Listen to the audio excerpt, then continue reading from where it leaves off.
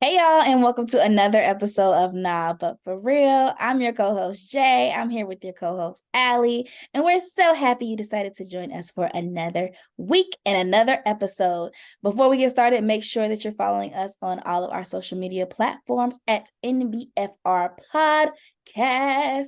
And if you're new here, you don't know, but if you've been here, you know, we always got to warm up with an icebreaker. So the icebreaker for this week is, what's the craziest stuff or thing you've ever done by yourself when you are all alone? Nobody's there watching you. It's just you. It's the craziest thing you've ever done. What comes to my mind when I was thinking about it was the deprivation tank. To me, that's crazy. Especially the first time I did it was crazy because like I Mhm. stepped in. If you aren't aware of like a deprivation tank, a float deprivation or like float therapy, it's like this gallons of water with like literally so much Epsom salt that your body just naturally floats in it and it's supposed to like be relaxing. And I stepped in it and then like I was sitting down and as I'm sitting down, my body was instantly like going like Mhm. floating. And I was like, whoa, what the heck? So I would say that's the craziest thing I've done by myself because I don't consider, I mean, to some this might be crazy, but I like to perform while I'm cooking. Mhm. So maybe that's also something that some people, if there was like a camera watching me and somebody were to just kind of watch, they'll be like, what the hell is she doing? Like literally as I'm like cooking, I'm like singing whole performance, like I'm on stage. So maybe Child, that's crazy. I got that. I think I'm on YouTube every time I'm cooking. And mind you, I cook a lot. I be like, I'm gonna show you how I make my avocado toast every time. It's real bad. It's bad to the point now that my niece like mocks it. Like we on TV, y'all, okay? But I perform as well. Cooking. It's just the moment. It's the time. The craziest thing I've ever done by myself is fought with a squirrel when I was on vacation in Guatemala. I had a demon squirrel living on top of my little bungalow when I was in Guatemala by myself. And y'all, I thought I was going crazy. Like I thought I was about to lose it. I looked like a psycho. Like I looked crazy. And I was in there talking to myself, fighting with the squirrel, like yelling at the squirrel from the top. And I swear he heard me because I would say stuff and it would knock back. And I'm like, bro, we were beating on the walls with each other. Fought with a whole squirrel in Guatemala, and I hope nobody has video recording because I probably look nuts. But yes, craziest thing I've ever done. The reason we're talking about the craziest things we've ever done, and we would like to know your stories as well, is because we want to talk a little bit about the importance of being with yourself versus being by yourself. And we're gonna talk about the differences and what that all means. We're gonna get into the nitty-gritty per usual. So there are a lot of thoughts that come around when we see people going solo because we're in a society that it makes you feel weird or different or like nobody loves you if you're sitting by yourself somewhere. We thrive with other people, yes, but our society makes it seem as if it's not okay to be alone.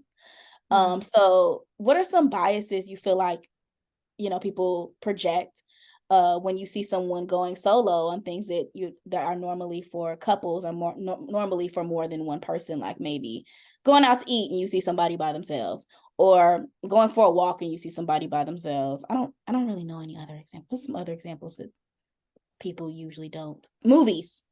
Going to the Mhm. movies. Yeah, those are the only things I can think about that are like people be calling people out for. Uh-huh. I remember when we're huge movie fanatics.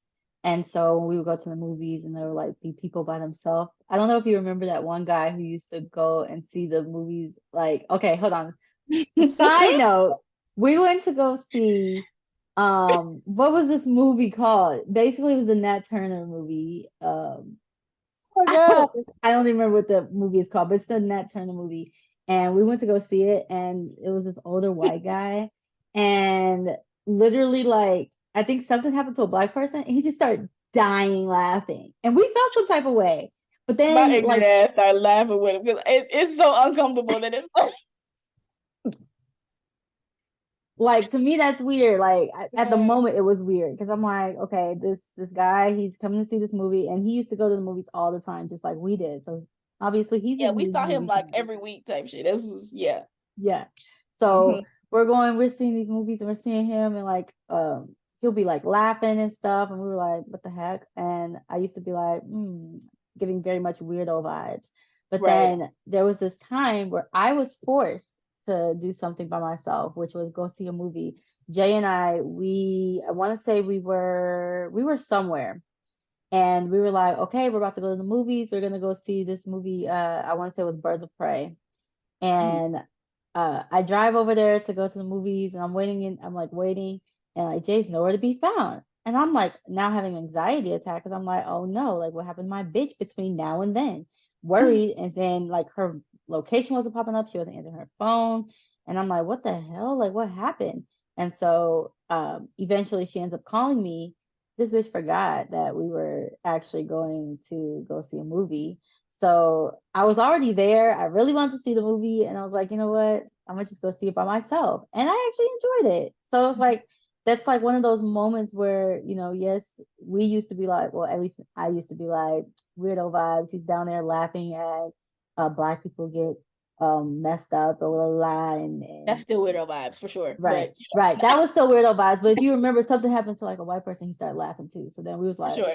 You're just weird. It's okay. It's cool.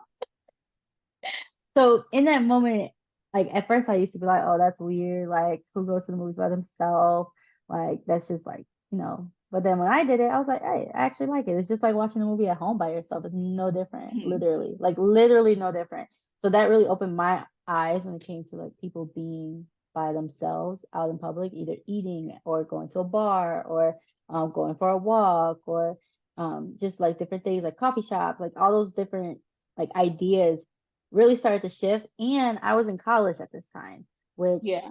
when you're in college, you may know like you have a few moments in between your classes as you're walking to and from. And so maybe you have an hour until the next class, but you don't want to go all the way home. So maybe you go to the library, or maybe you'll go to the coffee shop and you'll sit and you'll eat a snack, do some homework, just kind of wait for your next class. And that again will force me to be by myself unless like a classmate comes up and like they're like, oh hey, da da da. Mhm. So even that helped me when it came to like being with myself and working on my work. And it really changed those thoughts of like being by yourself. I don't know, like college and the movies and my own experiences. I don't know. That wasn't really the question. That's not where we were going, but that's where when you said it kind of led me down that path. No, I mean that's where we were going. Because you brought up a good point, like you brought up the guy and how your perception of him changed after Mm-hmm. you lived that experience and had that experience for yourself. And I feel like that's the key point. Our perceptions of people when they're by themselves tells a lot about how we feel when we're by ourselves. We Mm-hmm. feel weird when we're by ourselves, so then you think they're uncomfortable because when you're by yourself, you're uncomfortable. But really, Mm-hmm. they could be having the time of their life. As we saw, he was cracking up at the slave movie. He having a great time. Okay, he was Jesus. living it up. But yeah, our perceptions of people's experiences are solely based off of our own experiences and our own emotions and how we feel in times like that. So if you see somebody alone and you think they're lonely, it might be because when you're alone, you feel lonely being with yourself. And Mm-hmm. that can cause a problem when you feel lonely just because you're with yourself. I will say I always have been in a family of loners. Like I grew up with my mom and my brother mostly, and they were both loners. Like my brother, we all had our little rooms and we would go in our rooms and read our book and come together, eat dinner together, and then go back right to our rooms and do it. So I've never felt by myself, but it's weird because in 2020 to like 2021, my life took a huge shift, and it was a difference between like being by myself and being with myself. It was intentional at that point. That I mean, I was obviously living by myself before then because I started living by myself, completely by myself in 2019. But from 2020 to 2021, it was a shift that I was intentionally going to sit with myself. I was intentionally going to the same energy I would give to someone else around me, I'm going to pour that into myself purposely. So, like, I could see a shift in my personality. I could see a shift in how I felt about Mm-hmm. myself and my confidence when I was going on solo dates intentionally, not like, oh, okay, I'm just about to go to the movies because I want to see this movie. It was like, no, I'm going to treat you to a movie because you deserve it. And like, you love this movie. And this, thinking about myself first. Because when I think about other people and I'm taking them to the movies, I'm thinking, oh, they would love this movie. Not, oh, I'm just going to the movies because I'm bored, you know. So the shift in being intentional, I think that's the difference between being by yourself versus being with yourself. By yourself is like, okay, I gotta do my homework, you know. I gotta do this by myself because I need to be quiet. Versus I deserve good grades. I deserve, you know, to feel accomplished. I deserve, you know, things like that. When you put that intention in there, that's being with yourself. And I definitely felt a certain type of ease too after I chose to be with myself. Like I stopped caring about what other people weren't doing for me, if that makes sense. Yeah. And I feel like that's something people our age struggle with, because we go straight from our parent. Like I said, we the children of adults, okay? Like your 20s are the kids of adults. So we still struggling is in trying to understand adulthood. And I feel like that's a huge one, that I just struggle with. My friendships that I see is they a lot of people are concerned about what other friends aren't doing or what they're lacking.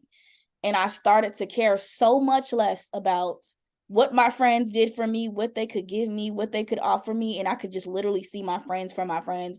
And it was so wholesome. Like I was just able to, like how kids don't expect their friends to do anything for them because they have a mom and a dad. So when they hang out with their friends, it's literally, I'm just hanging with my friend because I just like my friend at school. Like nothing else. And being able to feel like that was so refreshing. Like I saw different sides of my friends. Like I really got to see them for who they are because I'm not thinking about them doing anything for me. I don't care because I'm with myself and I enjoy being with myself. And if you can't show up to my birthday, and I had a birthday, and I want to say that's probably what set it off for 2020. Had a birthday completely by myself and on purpose. Like it's like, you know, they couldn't come. Cool. I'm just about to get me some dinner and watch the movie that I want to watch. It's been on my, even though I saw Dark Knight 1,080,000 times, I want to watch it again. that's what I wanted to do. And I want to get myself a facial. And I didn't feel bad at all for my friends not being there on my birthday. I was very much grateful and thankful that they were there to tell me happy birthday. And I was cool with it. Like I don't know. You stop caring about what people pour into you when you pour into yourself. Yeah. I was watching, it's two different podcasters and YouTubers I've been watching, and I can't really remember their names right now. I know one is maybe Alicia, but basically what you're saying, like you're saying exactly what she was saying, and they were like pointing it towards like confidence and confidence building, and to be confident in yourself, you must be able to have like that self-love. To have that self-love, you must be able to feel comfortable with giving yourself that. And a lot of times that's where like the shadow work stuff comes in, and a lot of times that's the barrier, like our shadow selves getting in the way of us actually being able to be alone because it's scary.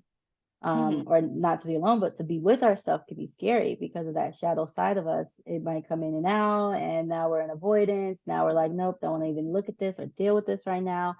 And they're saying to actually like accept that side of us so that if it does, like, who cares if that side of us comes in and out? And, you know, if we're doing something and it's something that we don't like about ourselves and we notice that we're doing it, to like just be gracious with ourselves, and that helps with that self-love and that self-compassion, which builds the confidence, which builds feeling more comfortable with spending time with just you, which also gives you more time of like rejuvenating yourself and pouring back into yourself, not depending on others, which is where like that confidence really comes in.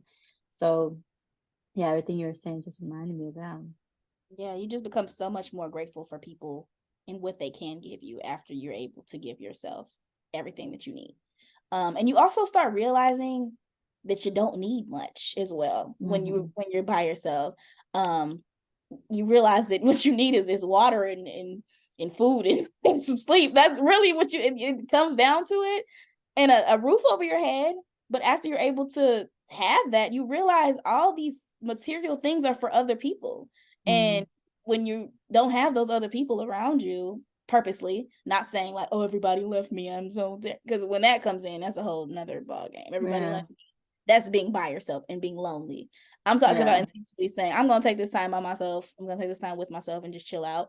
And you sit there and realize, I haven't put on clothes, and I'm okay with that. I've been butt naked in this mirror. I'm perfectly fine with that. Like I'm chilling. I don't need nothing. I don't care how I look. My hair is And I'm still cute. I'm looking at myself in the mirror, like doing my skincare routine. Ain't touched my hair in weeks, bro. Like when the pandemic, and felt wonderful. I'd have made every variation of avocado toast. I'm not thinking of nobody, not at all. So when you start being by yourself, you start really being grateful for the people in your life, just for the experiences they can give you that you don't have to beg for and don't have to ask for and say, I'm gonna feel lonely without them. Like, no, you just like, okay, this is like cherry on top. I got the ice cream, and when they come around, they're like, woo, you know, and then they leave, and Mm-hmm. it's still cool, it's still good, you know. Mm-hmm. Um, so yeah.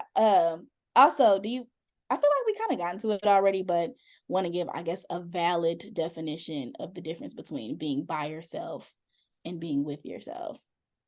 Yeah, when I think of like being by yourself, it sounds like, oh, lonely, victim mentality, Mm, woe is forced. me.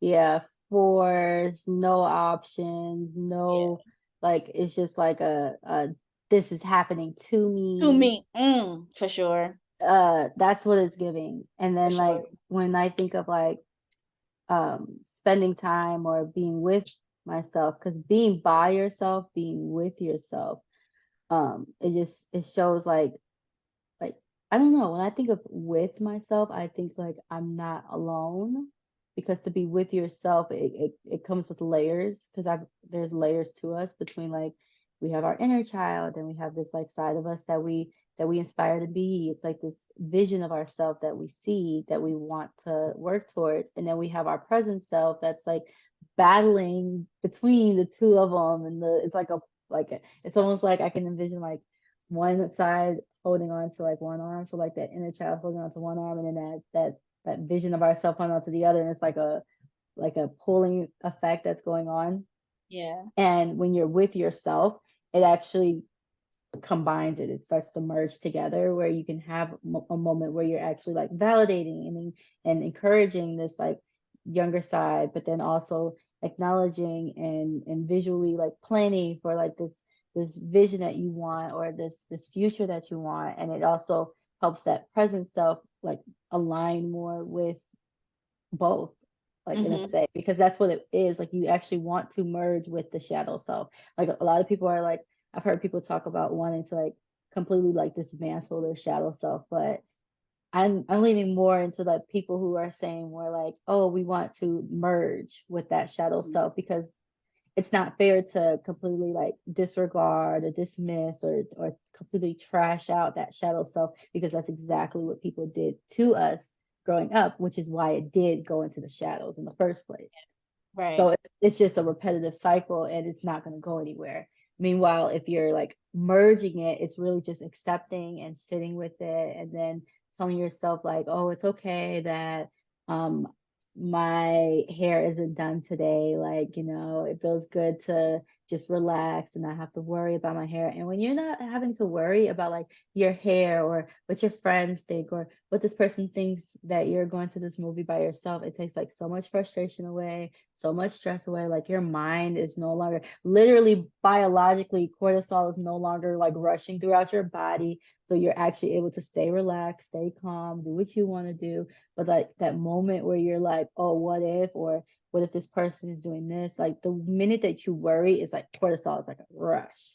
And Yeah. now your head hurts, you're frustrated, you're trying to problem solve for something that's not even a problem to be solved. So yeah. That part's not even a problem to be solved, and you recognize that. It I don't know if it's just like the black girl in me, but when you talk about your hair, like it's crazy because I was just talking to a friend when it came to doing my hair now. I have so much on my plate, and I'm like, oh, I just want to delegate. I don't want to do my hair. But it's crazy because in 2020, like I said, I was sitting in the house one week, and literally I got Queen Latifah braid. I got set it off braids, and they frizzy and they curled up to the back of my neck, and I don't care, and I'm cool. And then one day I would just be like, I want to do my hair. And it just felt like I'm actually pouring into myself versus I'm doing my hair for the world. And as a Mhm. black girl, I feel like that's so powerful to want to look good and feel good for yourself. And it's like, it's crazy because styles wouldn't come out the way I wanted them to, but it wasn't time restricted. So I would be able to change it up and like, oh, I didn't really like it like this, or I don't have this product because all the places are closed and I don't have to use it. And it was just experimenting. And that was like that childlike feeling that I probably haven't gotten since childhood, where you get to experiment with your hair, and you have all this time. Your hair can look wild one day and nobody cares. You go to the pool, no one cares. You don't get that as an adult, because we got to go to work and we got to look, especially as Black women, we feel like we got to be on our P's and Q's all the time, looking, top notch. But having those times where it's just fun to play in my hair and experience what my hair feels like. And if I want it to look crazy, it could look crazy and nobody can judge me. And if I want to feel like I want to like a bad bitch and take pictures and be cute, and I put a filter, whatever the case, it just felt so freeing. Like it wasn't a requirement to look a certain type of way. And when you want to look good for yourself, you just feel like a whole new bad bitch when you're looking good for other people. It's like, I'm looking good for that little girl in me who said, I'm looking like this one day. It's way more rewarding in the long run. I've also noticed that I've gotten away from, I started distancing myself from people who have this mentality. As I get older, like you said, when you said like it feels like someone is doing something to you, I've started to distance myself so much from people who I think have that mentality, honestly, because it almost puts you back in that space because you feel like you want to help them. And then now I feel like something's being done to me, if that makes sense. Like I have no control because I can't fix their life. I'm not Iyanla. I can only do so much, which means something is, the universe is doing it to me. And that's how I feel at that point, like I'm stuck. And I'm like, if I don't want to, I can't be around people who think that everything, the universe is doing something to you. You're not working alongside it, And don't get me wrong, it's everybody, we got, I understand when it rains, it pours. We were just, before this call, had a call just to, vent and get it out. And I understand this age is very confusing. Things change. Things aren't always going our way. But I can't be around people who have the mentality that there's no way out. And it's just nothing, especially when it's like no one is helping me and nobody's there for me. That I've noticed I've backed away because I can't. Like I mentally cannot sit here and watch you wait for other people. And It's draining. It's very draining. It's literally draining. Because It's very draining. I give this scenario to like my clients when I'm like, is this person pouring into you? Like, do you feel like you're like, I don't, I just thought about when we were kids. Jay and I have been around each other for so long. It's just crazy. I was thinking about when we were kids and we were at the store with grandpa, and I was like, Grandpa, I'm quenched. I'm quenched. And I was actually really thirsty, but I didn't You know meant that parched. I meant parched. And so I was like, let me make sure I say the right one right now, because I don't want to say I'm quenched and I'm actually like fulfilled. But like, are you parched? Like, do you feel like you've given this person every like drop of water that you have, and then when you're going up to them, you're like, hey, can I have some? They're just like, no, like I had to get it on my own, knowing dang oh well that it isn't that they got it on their own because they got some from you, but go off. From Like you. you're like, cool, go off. But like thinking for yourself, like, does it feel like I'm parched? Like, does it feel like no matter what I do, that it's not helping? Or does it seem like every time I do try to help, that this person turns back around and doesn't acknowledge me and what I've done, which is abusive, straight up, flat out abusive. And a lot of times it's not that they even know that they're being abusive. It's just the way that they grew up, where they may have had a parent or somebody in their life where they would do something and it wouldn't be acknowledged, it wouldn't be validated. And now they themselves do that to others. And not only do they do that to others, but more than likely do it to themselves, which makes it feel like, oh, the world is against me, because they feel like they themselves are against themselves. So it's a very toxic cycle, and it's very difficult to come out of it, especially when you see others around you who do not have that mentality, and you're trying to figure out, why don't I have their mentality? So now you really think something's wrong with you. Yeah. So yeah, it's a tough one. But I feel you when you say like you have to distance yourself, because just because it's tough for someone, that doesn't make it your responsibility, or it doesn't put that on you, because it's just not fair. Right. And that goes on both ends. Like if you wait for somebody for forever, you're going to be waiting for forever. Like we all are selfish in nature. And I feel like that needs to be embraced more. I don't think that's embraced enough. It's okay to want to do for yourself first. If you think about babies, they're not thinking, oh, my mama is so exhausted. It's so funny because my goddaughter, my goddaughter right now, her mom is, she's on crutches right now, right? My goddaughter takes, well, she was on a cane the other day. She got rid of the crutches. She takes the cane and she was like, I need it. And she's like, girl, like, I see your mom can't walk. Like, wow. She's like, I need it. And I'm like, no, mommy's foot hurts. She says, it's my magic wand. No, it's her magic broom. It's my magic broom. So for her, it's like, no, I'm a witch right now. Like she cool, she's sitting down, but I really need to fly. Like, and that's how sometimes we need to think, not take other people's shit, but sometimes you just really gotta be like, this is my moment. Like, you good, and I need this right now. After I'm done, and you need to stand up, cool. But as of now, you're good. I need to fly. Yeah. Now I need to fly. I need to fly. Like, I'm sorry, but sometimes you have to take your own things and say, be a little selfish, and it's okay because you cannot pour into somebody else until we take that time to be by ourselves and be with ourselves and acknowledge, like you said, all sides of ourselves, that shadow self. I don't know if y'all saw the movie Turning Red, but that's a good one to like think about embracing that shadow self, saying like, okay, this is big, scary panda monster inside of me, but she actually kind of cuddly and she just need, she just need a little hug, she cool. And embracing every side and just loving every side of yourself. Because it's you. Like at the end of the day, it's you. And I feel like the only time you'll get the opportunity to embrace that person is when you're with yourself, because a lot of times other people don't embrace it. And it's like you said, it's not like they're intentionally not embracing it, but there are things in other people we just not gonna like. But you still want them to like it in themselves because it's them. But you ain't gotta like it. Right. It's that simple. So the only person who's gonna like it is you. So you might want to take some time with that person. But yeah, wrapping this up, do you feel like there are some ways that people can start getting comfortable with being with themselves, or things that you did so that you can feel comfortable being with yourself? Yeah, and I'm actually still in that era. And it's funny, I feel like this is important to say, which is that it's a cycle, like not a cycle, but it's like a Journey. it's a yeah, it's a journey. It's gonna constantly come around because I remember when I was in Memphis, I was very comfortable being by myself, like very comfortable. Like it got to the point I remember before I was so scared. I'm like, Jay, I'm gonna be living by myself. What am I gonna do? And I thrived like to the fullest.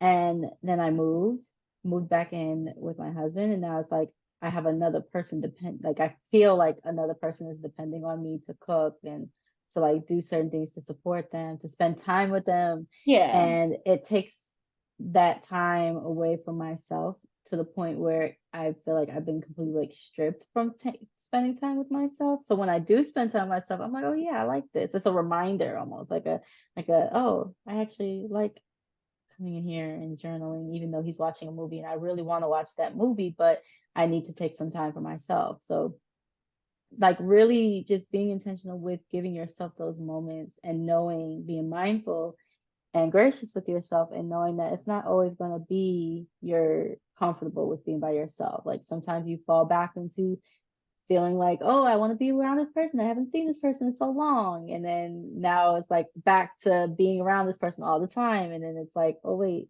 what does it feel like again to be by myself? And then it's like a journey, like keep relearning and trying new things, and just knowing that just because one worked in one space doesn't mean it's going to work in this space. And that's also okay. And I was again with this YouTuber. I want to say her name is Alicia. I want to get her name before we get off our podcast because I watch her all the time. But she was saying that one of the ways to making sure that you're comfortable with being by yourself is like being aware of these pieces of yourself that you are uncomfortable with. Like, why are you uncomfortable with it? Where does this come from? Like really understanding it, and then accepting it, accepting these parts that we're uncomfortable with. And even when it comes up, when you notice yourself like judging yourself for certain things, telling yourself like, like, man, like, yes, I'm judging myself right now, but I really look good in this with this scarf.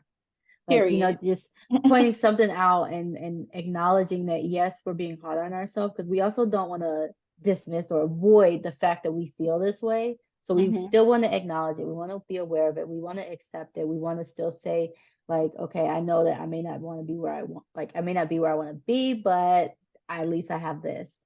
And then working towards it, and like, that's that integration part. So really integrating in with like who we are on the inside, and that part of us that we're aware of it, we've accepted it, now we must integrate with it. We must allow ourselves to really just sit with it and let it be, and show like that validation and encouragement. And then she was also saying like getting used to doing these things alone, like even like a worrying if somebody's gonna judge us with a swimsuit. She was like, wear that swimsuit around your house and watch yourself in the mirror. We'll get different glimpses of yourself and just sit with it. Like just be with it. And eventually over time, it's gonna start going from like these negative thoughts of, oh, what if this person judges me? What if this person says this? What if this person says that? It's gonna turn into like you not even caring what others are gonna say because you prepped yourself for so long with your own thoughts of like this. So that's like a few tidbits I would say. While you share yours, I'll look up her name. No, I agree wholeheartedly that you need to do things. First of all, embrace those ugly things and not cover it up. Like I hate when people are like, if you go home, then you won't feel ugly. I feel like it's okay to have body neutrality and be like, I don't like this part of me, and that's okay. I always think about like my face when I'm crying. Like I feel like I have the ugliest crying face, and then I see myself crying and I start dying laughing. And that's what I think about every time. Like it's ugly, but it's me and it's funny. Like this is who I am. This face is a hot mess. I'm giving quite ugly, but shoot, like I'm okay with it. So I often think that like don't cover it up and make it seem like, oh no, I loved it. If you know, it's okay. It's okay to be like, I'm not in love with it, but it's who I am and it's cool shit.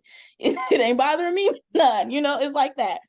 And do whatever makes you feel comfortable as well in your house. Like, if you aren't comfortable, say for example, wearing your hair out, if you still like have our condition under society, what they expect from us in your house, that's cool too. Whatever it is that makes you comfortable and you're not okay with showing that by yourself yet, that's okay as well, just to be by yourself in that space, that whatever makes you comfortable at that time. And then later on things will start coming out and you'll start feeling more and more comfortable with different parts of yourself that you have not shown to yourself yet.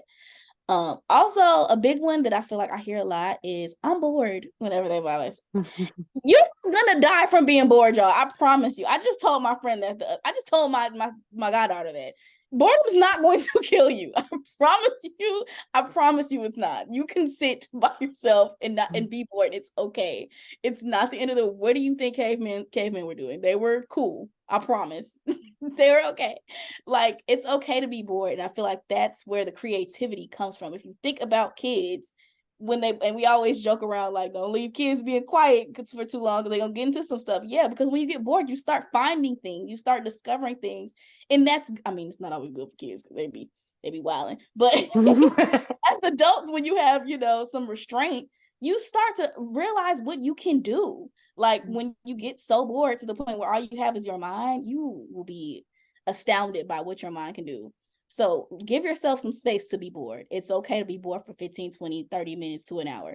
It's all right. You're not going to die. If you do, your spirit can write back and tell us that you did. You died from boredom, but I don't think you will. I think you'll be okay to sit with yourself in boredom for a minute, because I think that it takes that. I feel like we have to understand that sometimes you're going to be a little bored being by yourself because you're not used to it. Just like you meet somebody new in class and your friend not there, you wish your friend was there, but now you got to talk to somebody you don't know and you're bored and you're uncomfortable and you don't know that much about that person, but you get to know them and you sit by them longer, and next thing you know, that's your best friend. So it's the same with yourself. You're going to sit with yourself. The more and more you sit with yourself and understand yourself, that'll be your best friend. So just be bored for a little bit. It's okay. That's like our story. That was our story. I mean, you weren't boring. You were far from boring. I was like, sis talk a lot, but it's okay.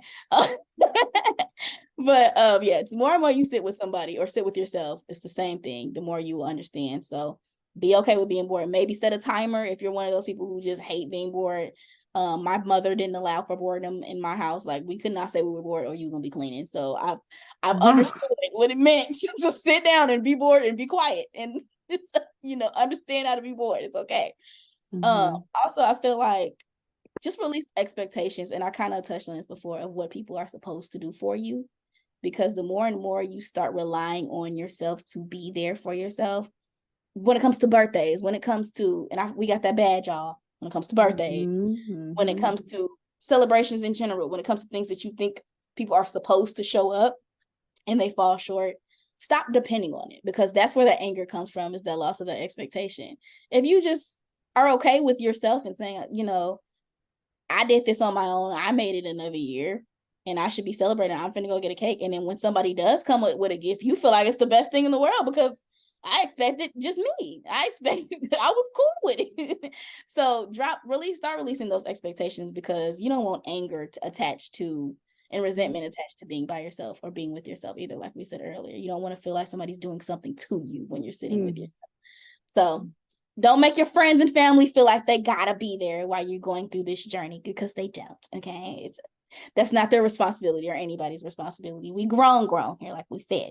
Mm-hmm.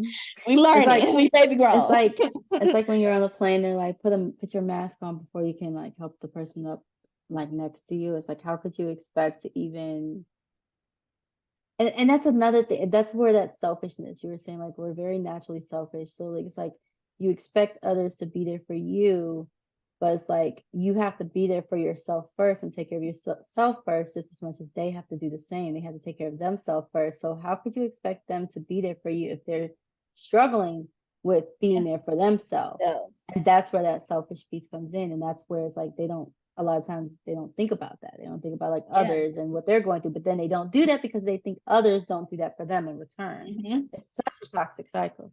It is. And if we think about just the basic survival mode, when we go into survival mode, we're very selfish. And that means that's human nature, for us to want Mm-hmm. to protect ourselves so that we can protect other people. It's human nature. Mm-hmm. That's how it goes. We can't help other people until we pour into our own cup. So release the expectation that somebody's gonna grab your mask, girl. Grab your mask until you keep reaching. You might get it, and if not, if they come in and save the day, you won't be mad that they waited to the last minute. You'll be happy that you're breathing. That's it. Exactly. Um, The YouTuber, her name is Alicia Gogan. So okay. ELICIAGOGUEN. I hope hope y'all caught that spelling. If not, then we'll put it in the description. I love watching her. She's so inspirational. Cool. Yeah, we'll put all the information in the description, and just let us know how you feel about being with yourself. Spend some time with yourself this week and let us know how it goes. So make sure that you're following us on all of our social media platforms at NBFR Podcast. And until next time, bye Bye bye. bye.